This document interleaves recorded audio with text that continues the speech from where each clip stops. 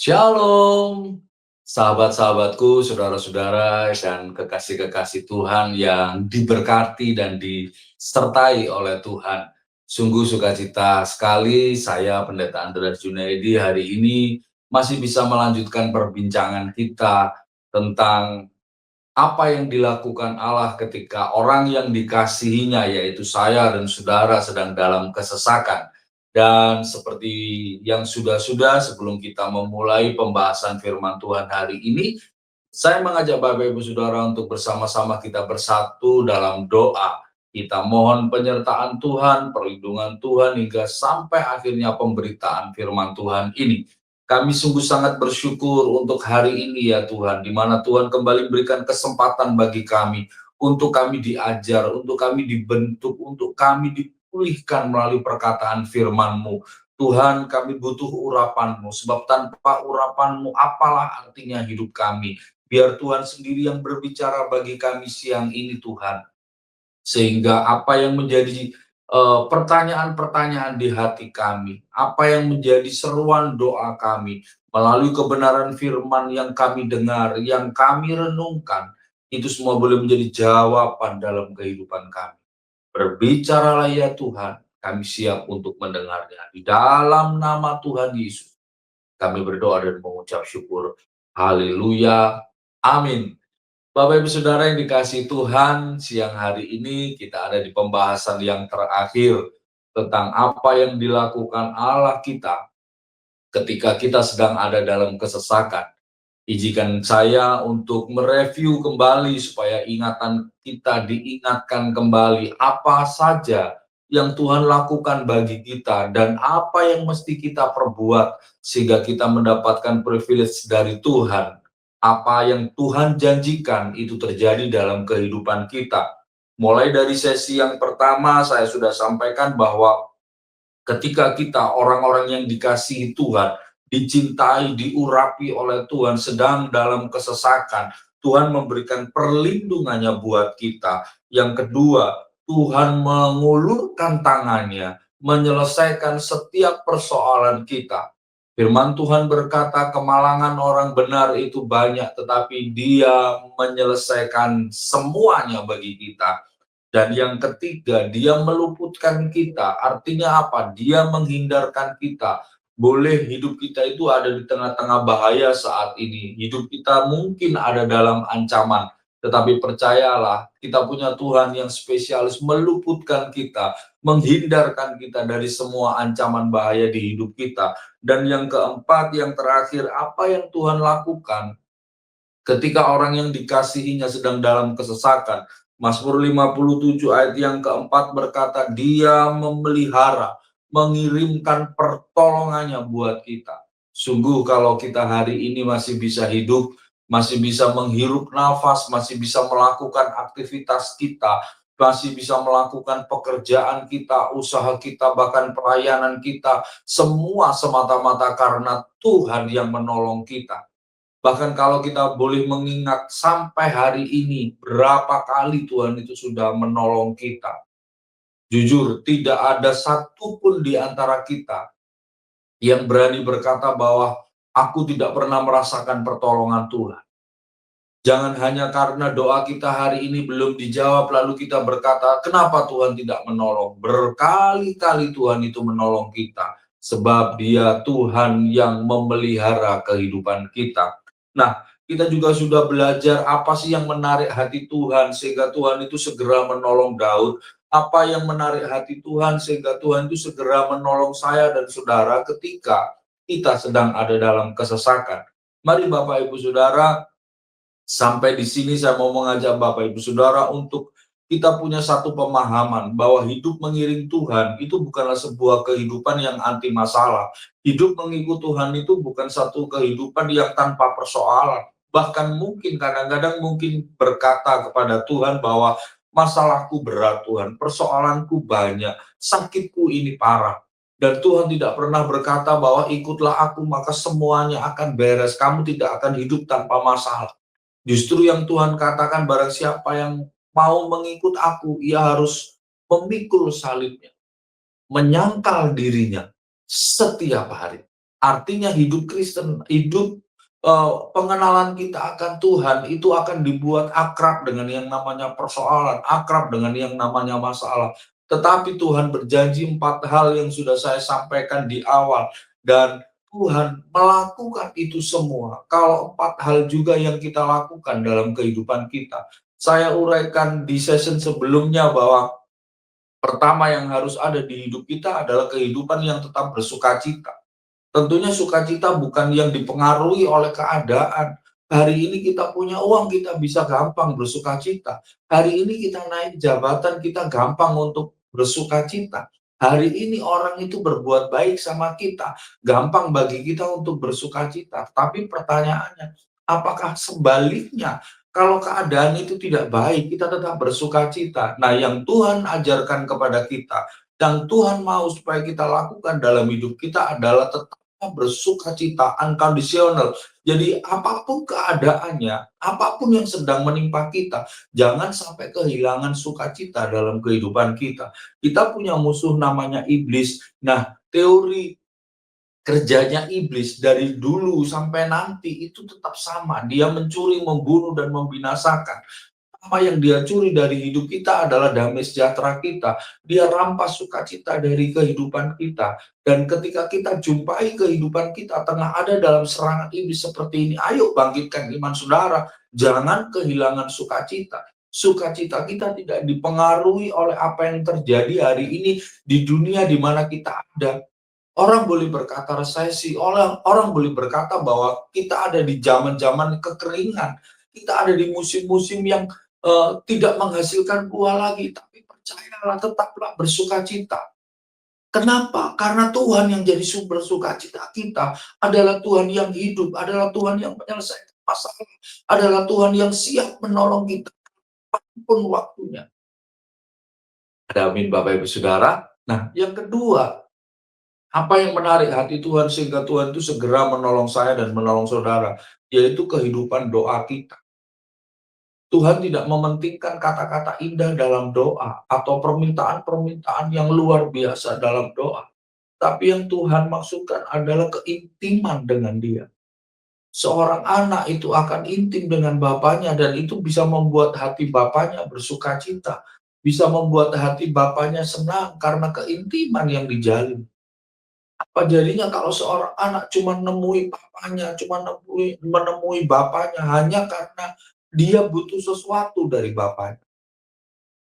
Tapi kalau hari ini kita senantiasa bangun keintiman dengan Tuhan. Dengan kata lain, hati kita selaras dengan hatinya Bapa. Apa sih yang Bapa tidak berikan buat anak-anak? Asal kita bisa menyenangkan hati Tuhan, hidup kita berkenan kepada Tuhan. Saya percaya Tuhan tidak menahan kebaikannya buat orang yang berkenan kepadanya. Tetaplah punyai kehidupan doa. Mau pagi, mau siang, mau malam, saudara mau berdoa, berdoalah. Punya persoalan berat, persoalan kecil, atau sedang tidak bermasalah sekalipun, tetaplah berdoa. Orang yang berdoa adalah orang yang percaya kepada Tuhan. Amin. Dan yang ketiga, saya sudah jelaskan di sesi yang sebelumnya. Yang pertama bersukacita, yang kedua berdoa, dan yang ketiga bersyukur. Jangan kehabisan rasa syukur. Jangan berkata tidak ada dasar untuk aku bersyukur dengan keadaan yang seperti sekarang ini. Bagaimana bisa bersyukur kalau suamiku belum bertobat? Bagaimana bisa bersyukur kalau istriku belum bertobat? Bagaimana bisa bersyukur kalau anak-anakku belum bertobat? Bagaimana bisa bersyukur kalau ekonomiku belum dipulihkan? Bersyukur itu juga sama seperti sukacita dan berdoa. Unconditional, kita harus tetap mengucap syukur. Keadaan baik atau tidak baik, tetaplah bersyukur. Keadaannya menyenangkan atau tidak menyenangkan, tetaplah bersyukur. Amin Bapak Ibu Saudara. Dan yang keempat, yang hari ini menjadi bagian terakhir, apa sih yang harus kita perbuat supaya Tuhan itu senang, supaya Tuhan itu segera mengirim pertolongannya buat kita. Mazmur 57 ayat yang ke-10, di sana dikatakan, saya bacakan buat Bapak Ibu Saudara, aku mau bersyukur kepadamu di antara bangsa-bangsa ya Tuhan. Aku mau bermazmur bagimu di antara suku-suku bangsa. Garis bawahi kata bangsa-bangsa dan suku bangsa-bangsa. Perhatikan baik-baik ketika Daud sampaikan perkataan ini, dia sedang dalam penderitaan. Dia sedang dalam tekanan yang berat, dia sedang dalam ancaman, dan yang ngancam bukan cuma sekedar diancam ekonominya, tapi diancam kelangsungan hidupnya. Daud terancam nyawanya. Dia berkata, aku tetap mau bersukacita, aku mau tetap berdoa, aku mau tetap bersyukur. Dan yang keempat, aku mau bersaksi untuk kemuliaan Tuhan. Dahsyat Bapak Ibu Saudara. Kesimpulannya, saya mau sampaikan kepada Bapak Ibu Saudara, apapun yang sedang terjadi di hidup kita, entah kita sudah ditolong Tuhan, entah kita ini belum mengalami pertolongan Tuhan, atau sedang menantikan pertolongan Tuhan, hidup saya dan hidup saudara adalah kesaksian. Apa maknanya kesaksian? Saya pelajari di Alkitab. Kita menjadi saksi Allah, karena kita harus memberikan kemuliaan itu hanya kepada Allah. Coba lihat dalam Roma pasal yang ke-11 ayat yang ke-36. Roma pasal yang ke-11 ayat yang ke-36, demikian bunyi firman Tuhan, sebab segala sesuatu adalah dari Dia dan oleh Dia dan kepada Dia, bagi Dialah kemuliaan sampai selama-lamanya. Jadi hidup kita harus mempermuliakan nama Tuhan, sehingga orang itu bisa melihat, oh ada Kristus dalam hidup kita. Betapa banyaknya kita ini sudah membuktikan dengan mata kepala kita sendiri. Orang-orang yang ngakunya setia melayani, orang-orang yang setia berdiri di mimbar, orang-orang yang katanya hamba Tuhan, tetapi hidupnya tidak mencerminkan kemuliaan Tuhan. Sungguh ironis, hari-hari ini akhir zaman justru banyak tanda-tanda keadaan manusia itu digenapi dalam gereja. Saya khawatir jangan-jangan hari-hari ini orang itu tidak mau masuk gereja bukan karena pengaruh dunia di luar gereja, tapi justru karena kelakuan orang-orang yang ada di dalam gereja. Ingat Bapak, Ibu, teman, saudara-saudara, bahwa ketika kita mengalami keselamatan yang dari Tuhan, ketika kita sudah diselamatkan, bukan berarti selesai. Ada satu hal yang Tuhan percayakan dalam kehidupan kita, jadilah saksi Kristus. Artinya apa? Berikan kemuliaan hanya bagi Tuhan melalui hidup kita. Dan tentunya hidup kita ini bisa memuliakan Tuhan kalau yang kita katakan itu sama dengan yang kita lakukan. Coba perhatikan dalam Matius 15 ayat yang ke-8. Tuhan Yesus menegur bangsa Yahudi. Bangsa ini memuliakan aku dengan mulutnya, padahal hatinya jauh daripada aku. Di depan kita orang bisa berkata, Shalom, haleluya, apa kabarnya, manisku dengar, ya kan? Tetapi ketika kita sudah lewat, wah perkataannya bisa berubah. Kalimatnya bisa beda. Di gereja bisa saja orang berkata shalom, tapi di rumah dia kasari istrinya, dia tempelengin anak-anak. Dia benci terhadap mertuanya. Halo, apakah itu yang mempermuliakan nama Tuhan? Belum lagi orang yang suka pelayanan, tapi suka juga terhadap perbuatan dosa. Pelayanan jalan terus, selingkuh juga jalan terus. Pelayanan jalan, minum mabuk tetap jalan. Pelayanan jalan, tapi nipu sana sini tetap jalan. Pelayanannya jalan, tapi korupsinya juga jalan. Miris ya Bapak Ibu, tetapi itu yang terjadi hari-hari ini. Saya banyak mendengar konseling, orang-orang yang terlibat dalam pelayanan, yang membuat hati saya menangis. Bagaimana itu bisa terjadi? Sudah bersusah untuk di pelayanan, tapi masih juga jatuh dalam dosa. Hari ini dengar baik ya, kita harus jadi saksi Kristus. Makna menjadi saksi Kristus itu yang pertama, mempermuliakan nama Tuhan melalui hidup kita.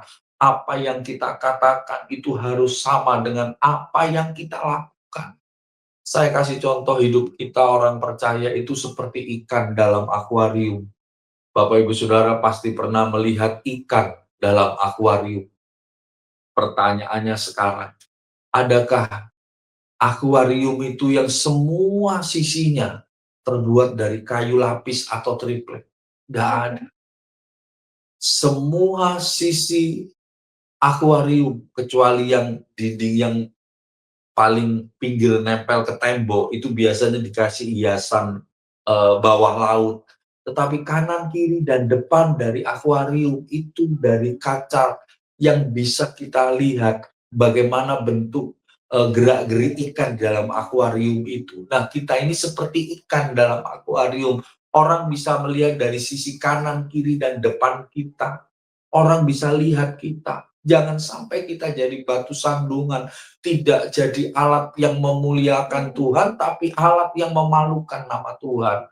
Bayangkan betapa memalukan kalau hari ini kita paduan suara-suara kita bagus di gereja, bahkan ketika kita nyanyi orang bisa langsung nangis dengar pujian kita, tapi di luar kita pakai mulut kita untuk bicarain kelemahan pendeta, kita bicara tentang kesalahan, kita menghakimi orang lain, kita melakukan penghakiman terhadap saudara-saudara sepelayanan kita.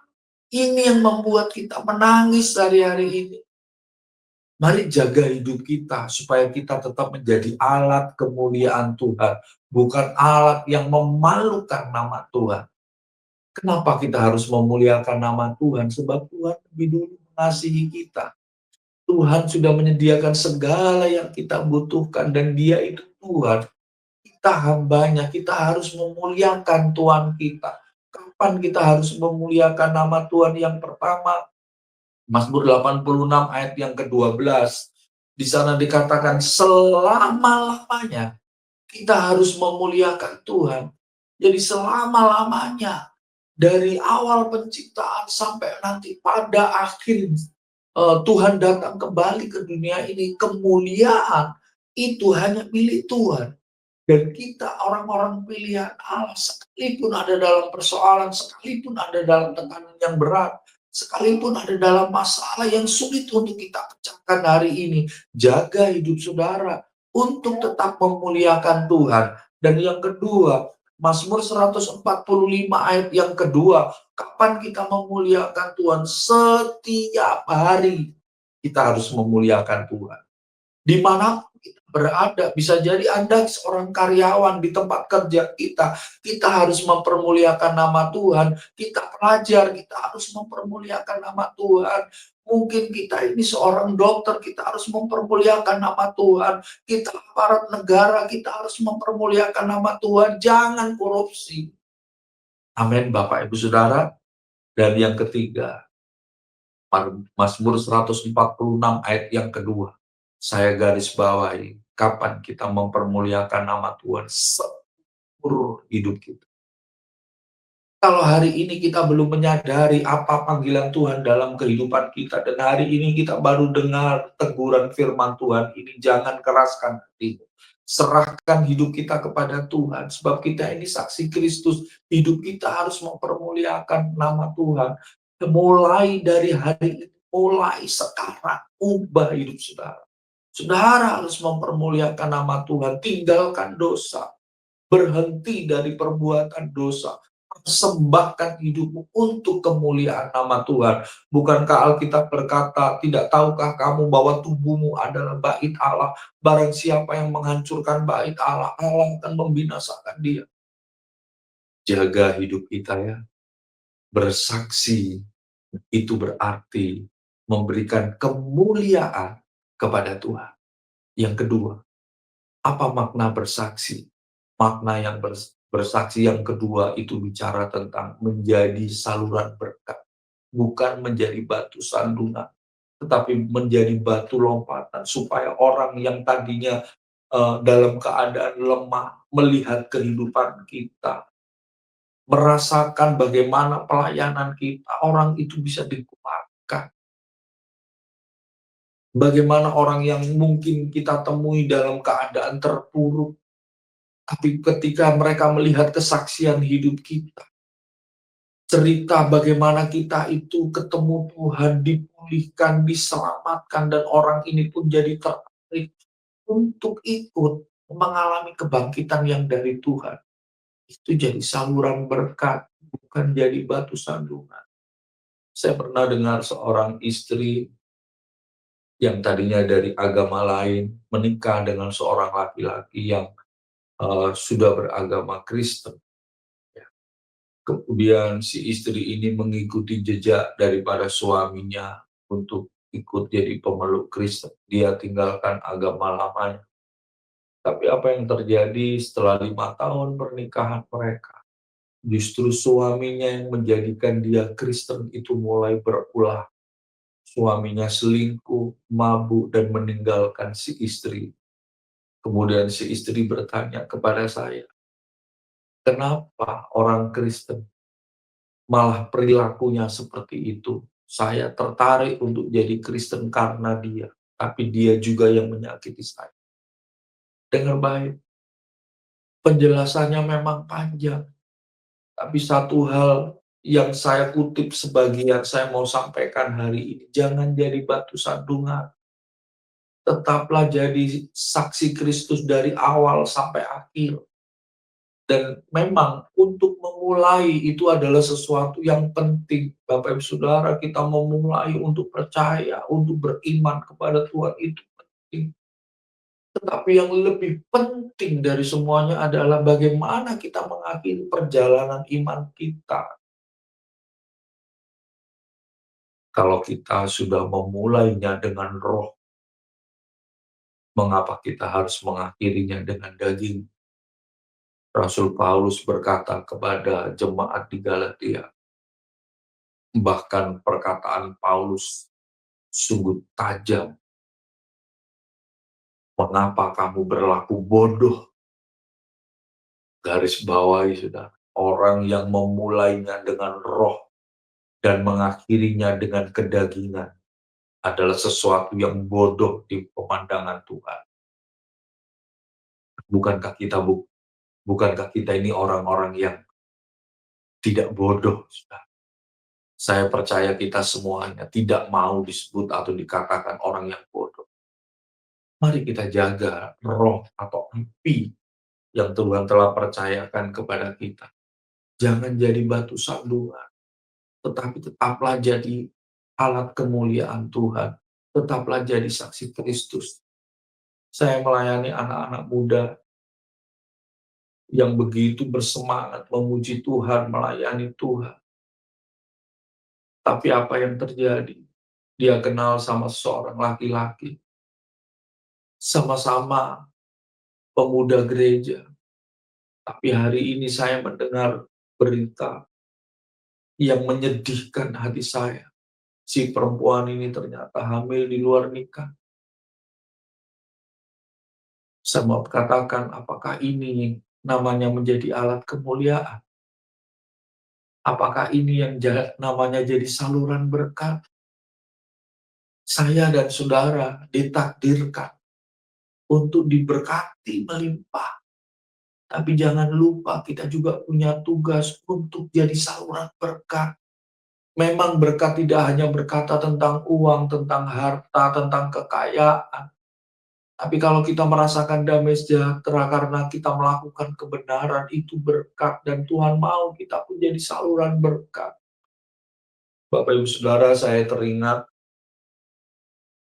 sebuah kisah yang terjadi di daerah di tempat saya pelayanan beberapa tahun yang lalu. Kami semua dikejutkan dengan adanya sebuah berita anak seorang pendeta. Dan dia juga karena anaknya gembala, dia jadi ketua pemuda di gereja itu. Anak gembala ini laki-laki, kemudian dia berpacaran dengan anggota pemuda di gereja itu. Setelah mereka menjalin hubungan, ternyata si gadis ini hamil karena perbuatan anak pendeta ini. Dan Ketika si perempuan ini minta pertanggungjawaban kepada anak pendeta ini, apa yang dilakukan oleh laki-laki ini, saudara, ini menghebohkan kota di mana kami tinggal saat itu. Si laki-laki anak pendeta ini membunuh pacarnya yang sedang hamil itu. Saudara bisa bayangkan bagaimana nasib pelayanan papanya, bagaimana gereja di mana papanya menggembalakan dan dia jadi ketua pemuda di situ. Saudara, nggak lama setelah peristiwa ini terungkap, proses hukum berjalan, gereja itu mulai ditinggalkan oleh jemaatnya. Ada banyak hal yang mungkin kita dengar hari-hari ini di daerah Anda, bagaimana orang-orang Kristen, orang-orang percaya, hamba-hamba Tuhan, pelayan-pelayan Tuhan, yang tidak lagi menjaga kekudusan hidupnya dan tidak menjadi alat kemuliaan Tuhan, tidak menjadi saluran berkat, tapi malah jadi batu sandungan. Coba renungkan, saya berdoa, bukan kita pelakunya. Tapi kalau sementara saudara mendengar firman ini, dan saudara disentuh oleh firman ini, satu hal yang saya mau katakan buat Bapak Ibu Saudara, ambil keputusan untuk bertobat. Jangan menunda-nunda waktu untuk bertobat. Pernah dengar kisahnya bagaimana bangsa Israel itu diperintahkan untuk menyeberangi sungai Yordan? Salah satu hal yang kita bisa pelajari, ada satu ayat yang berkata, mereka mendapatkan perintah menyeberangi sungai Yordan dengan cepat-cepat.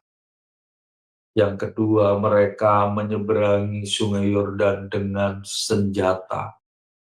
Tapi saya mau menggarisbawahi pernyataan mereka harus menyeberangi sungai Yordan dengan cepat-cepat. Artinya apa? Responi perintah Tuhan itu dengan segera. Responi teguran firman itu dengan tidak menunda-nunda. Kalau saya tanya kepada Bapak Ibu Saudara, lebih suka di dunia ini, lebih enak hidup di dunia ini, atau di surga? Pasti kita semua jawab, lebih enak di surga. Tapi pertanyaannya, siapa yang mau berangkat duluan? Pasti kita akan menghindar. Katanya enak di surga daripada di dunia, tapi kalau disuruh berangkat duluan, kita punya banyak alasan. Yang saya mau bilang adalah begini, pilihannya cuma dua. Kita datang kepada Tuhan, atau Tuhan yang datang pada kita. Cuma dua itu pilihan. Tapi jangan mempercepat waktunya Tuhan. Nah, persoalannya kita nggak pernah bisa tahu kapan kita didatang kepada Tuhan, atau Tuhan yang datang ke dunia ini menjemput kita. Tidak ada seorang pun yang tahu. Oleh karena itu, saya mau sampaikan hari ini, jadikan hari ini adalah hari terakhir kita untuk berbuat dosa. Jadikan hari ini menjadi hari terakhir kita untuk tawar-menawar dengan kegelapan. Jadikan hari ini adalah hari terakhir kita untuk bersekutu dengan yang namanya maksiat.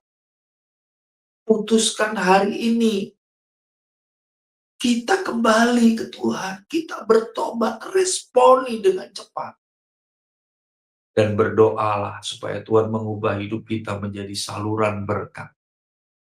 Setuju Bapak Ibu? Haleluya. Menjadi saksi Kristus, itu yang pertama punya pengertian kita harus memberikan kemuliaan kepada Tuhan. Yang kedua, menjadi saksi Kristus, itu bermakna hidup kita harus jadi saluran berkat. Dan yang ketiga, menjadi saksi Kristus, itu berarti hidup kita harus menghasilkan buah. Setuju katakan? Jadi ketika Tuhan panggil kita, bukan semata-mata supaya KTP kita Kristen. Tidak. Tapi ada satu tugas yang Tuhan taruh di pundak kita. Ceritakan pada dunia ini, bahkan kalau perlu, tanpa kita ngomong, tanpa kita itu bersuara, orang lihat hidup kita, itu orang sudah bisa tahu ada Kristus dalam hidup kita. Setuju katakan amin. Nah, yang ketiga saya garis bawahi, saya pelajari di Alkitab, orang yang jadi saksi Kristus itu hidupnya berbuah. Amin Bapak Ibu Saudara. Nah, syarat untuk berbuah itu sudah kita pelajari.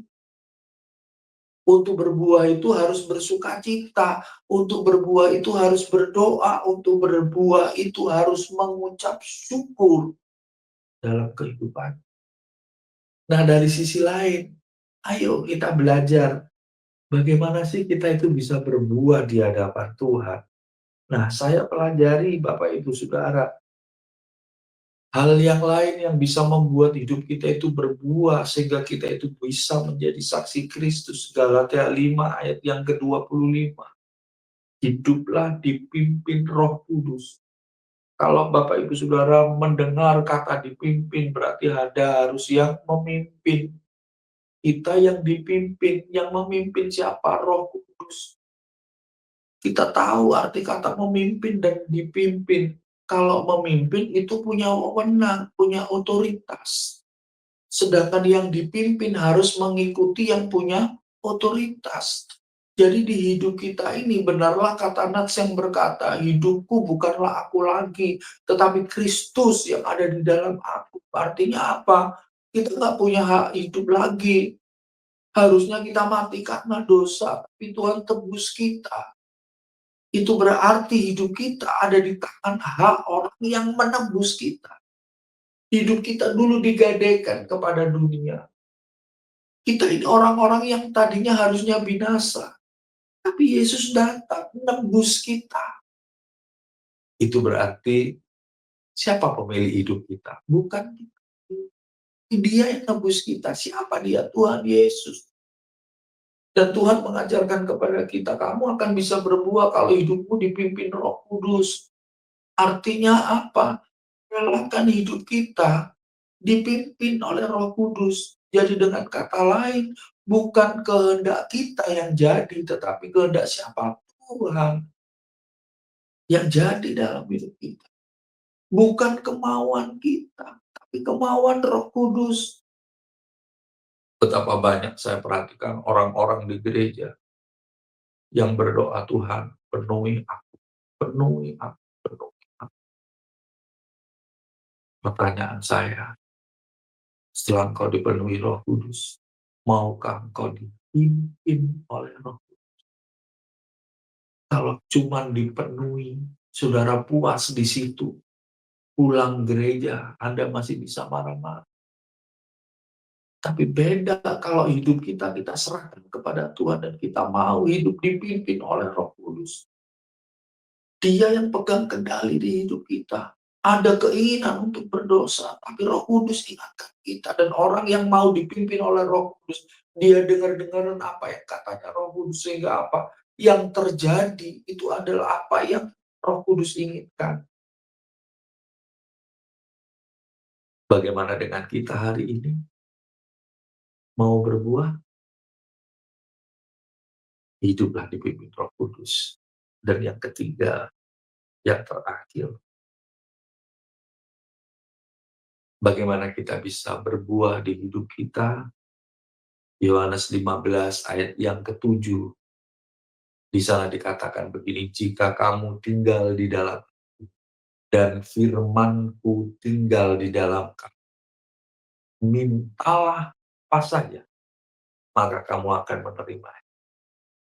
Jujur, kalau hari ini kita masih pakai Alkitab yang manual seperti ini, Yohanes 15 ayat yang ke-7 itu pasti sudah kita lingkari ayat.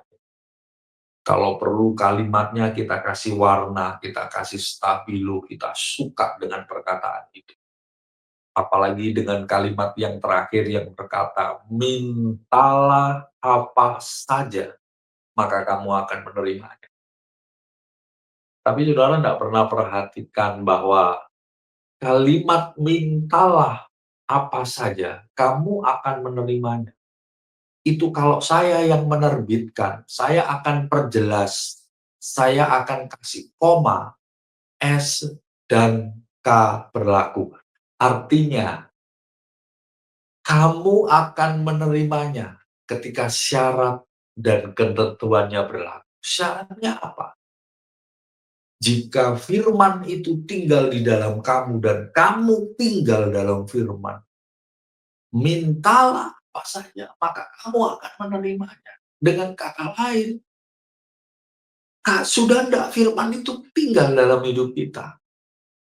Dan kita tinggal dalam firman. Artinya apa? Firman Tuhan menasihatkan kita dalam Yosua 1 ayat yang ke-8. Janganlah pernah engkau lupa memperkatakan kitab Taurat ini, tetapi renungkanlah itu siang dan malam, maka hidupmu akan sukses dan berhasil. Artinya apa? Renungkan firman. Berapa banyak di antara kita yang punya waktu tiap hari membaca dan merenungkan firman Tuhan. Kalau Anda cuma bisa berkata, aku Kristen, tapi Anda nggak pernah baca Alkitab, Anda nggak pernah merenungkan firman, saya mau kata, itu bohong. Firman Tuhan itu surat cintanya Tuhan. Kalau Anda ngaku cinta Tuhan, tapi Anda nggak pernah memahami surat cintanya. Bahkan hidup ini adalah sebuah misteri, dunia ini jahat, penuh dengan gejolak. Tetapi Tuhan itu memberikan kunci jawaban setiap persoalan hidup kita itu di Alkitab kita, di firman-Nya. Tapi seberapa banyak anak-anak Tuhan yang hari ini hidup dalam firman, itu persoalan. Dan harapan saya, doa saya, Anda yang bisa menangkap siaran ini, Anda yang bisa dengar firman ini, khotbah ini, saya dorong Anda, tidak ada kata terlambat. Mulai baca Alkitab, saudara. Saudara bisa berkomitmen sehari 5 pasal, sehari 7 pasal, terserah, baca. Kalau Anda sementara digembalakan, baik itu di gereja maupun di komsel atau di ibadah-ibadah family altar, Anda boleh bertanya jawab dengan gembala saudara tentang apa yang saudara baca dan saudara tidak mengerti maksudnya di Alkitab. Sehingga iman saudara bertumbuh, firman Tuhan katakan, dan iman itu bertumbuh melalui pendengaran, pendengaran akan firman Kristus. Saya mengembalakan sebuah gereja hari ini, dan saya tetapkan kepada mereka, supaya mereka membaca Alkitab setiap hari. Kami komitmen setiap hari 5 pasal, dan kami buat listnya siapa jemaat-jemaat yang sudah membaca. Dan ketika saya lihat ada beberapa yang belum baca, saya kontak dia, kenapa hari ini belum baca, saya ingatkan dia untuk mereka segera baca. Saya percaya firman ini adalah kekuatan. Bahkan Alkitab dengan jelas berkata, firman-Mu pelita bagi kakiku dan terang bagi jalan-jalanku. Kita ada di dunia yang gelap, Pak, hari-hari ini. Kita ada di dunia yang jahat, Bu, hari-hari ini. Teman, anak-anak muda, saya mau bilang, hidup kita hari-hari ini serba tidak pasti. Kita ada di dalam kekacauan dunia yang kompleks. Bahkan mungkin kita dengar berita-berita yang menakutkan hari-hari ini, dan yang bisa menguatkan iman kita, yang bisa menopang kita kalau kita hidup dalam firman. Jangan cuma mau dengan kalimat, kamu akan menerima semuanya, tetapi kita menolak syaratnya, yaitu hidup dalam firman, dan firman itu di dalam kita. Mari mulai renungkan firman Tuhan, baca, rekatkan firman, sehingga iman kita timbul. Orang yang hidup dalam firman, ketika sedang ada dalam persoalan, dia akan selalu berkata, Allahku akan memenuhi segala keperluanku menurut kekayaan dan kemuliaan dalam Kristus Yesus. Ketika dia sedang ada dalam kebimbangan, ketika dia sedang ada dalam persoalan yang berat, firman yang keluar, segala perkara dapat aku tanggung di dalam Engkau yang memberikan kekuatan kepada. Amin, Bapak Ibu Saudara. Di saat kita sedang dalam keterpurukan kita tidak tahu langkah apa yang harus kita ambil. Kita tidak mengerti jalan apa yang harus kita tempuh. Tapi karena kita hidup dalam firman, yang keluar di bibir kita adalah Tuhan adalah gembalaku, takkan kekurangan aku. Amin Bapak Ibu Saudara. Ketika kita sakit, kita memperkatakan firman oleh bilur-bilur Kristus, aku sudah sembuh. Dan itu yang akan terjadi. Ada banyak hal yang sudah saya ceritakan bagaimana hidup orang yang tidak bisa menjadi saksi Kristus di akhir zaman ini. Saya berdoa, semua kita yang bisa menangkap siaran firman Tuhan hari ini, hidup kita semuanya mempermuliakan nama Tuhan. Hidup kita semuanya jadi saluran berkat. Hidup kita semuanya berubah. Dan tidak lama lagi Tuhan kita dah. Betapa disukakannya hati Tuhan melihat kehidupan kita yang senantiasa tekun menjadi saksi Kristus. Senantiasa mempermuliakan nama Tuhan. Senantiasa menjadi saluran berkat. Dan senantiasa berbuah dalam hidupnya. Saya percaya. Kalau kita juga melakukan bagian kita, Tuhan juga akan melakukan bagiannya buat kita. Dia Tuhan yang tidak menunda-nunda untuk segera menolong kita. Bapak Ibu Saudara dikasihi Tuhan, kita sudah di akhir dari akhir pembahasan kita tentang apa yang dilakukan Tuhan ketika kita ada dalam kesesakan. Juga apa yang harus kita perbuat ketika kita sedang ada dalam kesesakan. Lakukan bagian kita, Tuhan juga lakukan bagiannya. Saya Pendeta Andreas Junaidi, saya rindu berdoa buat Bapak Ibu Saudara di akhir dari program tema tentang apa yang Tuhan lakukan ketika orang yang dikasihi Tuhan sedang dalam kesesakan. Bapak Ibu Saudara yang rindu didoakan, taruh tangan Bapak Ibu Saudara di dada. Apa yang menjadi pergumulan Bapak Ibu Saudara saat ini? Percayalah, bukan saya. Saya manusia biasa. Tapi kita punya Tuhan yang luar biasa. Tuhan Yesus sendiri yang akan turun tangan menjamah kita hari ini. Tuhan, hamba-Mu terbatas. Hamba-Mu tidak bisa berbuat apa-apa Tuhan. Tetapi kami percaya Engkau Tuhan yang lebih besar dari masalah kami, lebih besar dari persoalan kami, lebih besar dari kebutuhan kami, lebih besar dari sakit penyakit kami Tuhan. Hari ini kami berdoa, Tuhan, kami yang sedang membutuhkan jalan keluar untuk setiap masalah kami. Engkau mengasihi kami, Engkau yang memilih kami, Engkau yang mengurapi kami. Kalau Engkau menolong Daud, Engkau pun pasti menolong kami hari ini Tuhan. Dalam nama Tuhan Yesus. Turunlah anugerah-Mu bagi kami. Turunlah kemurahan-Mu bagi kami Tuhan. Tuhan buka jalan bagi kami. Mari Bapak Ibu Saudara yang sakit, sekarang tumpangan tangan kanan Anda pada bagian tubuh yang sakit. Saya mau berdoa buat Bapak Ibu. Tuhan, Engkau melihat anak-anak-Mu saat ini yang sedang mengalami kelemahan tubuh ya Tuhan. Tuhan, beri belas kasihan. Ampuni setiap dosa dan pelanggaran kami ya Bapa. Kami percaya Tuhan janji firman-Mu oleh kuasa bilur-bilur-Mu Tuhan. Kami sudah sembuh. Kesembuhan itu mengalir ya Bapa. Mujizat-Mu terjadi Tuhan. Yang sakit Tuhan pulihkan dalam nama Tuhan Yesus. Terima kasih Tuhan. Kami percaya kuasa-Mu tetap bekerja melingkupi kami Tuhan.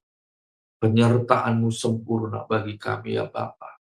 Berkati hamba-hamba-Mu yang turut ambil bagian dalam pemberitaan firman ini ya Bapa.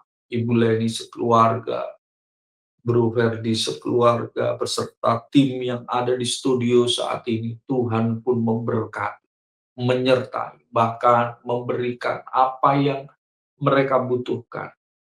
Dan jadilah mereka tidak akan pernah sia-sia ya Bapa. Di dalam nama Tuhan Yesus, kami berdoa dan mengucap syukur. Haleluya. Amin.